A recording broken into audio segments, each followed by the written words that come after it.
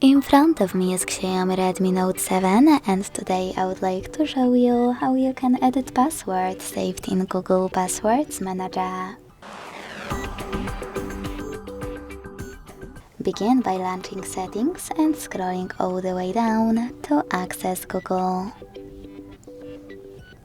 Then tap on Autofill, Autofill with Google, and Passwords. Now choose one of your passwords that you wish to edit and enter your screen lock. Following that, hit Edit button and change wherever you want to.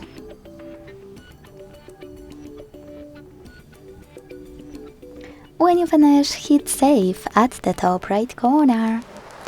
As you can see, after that my password has changed.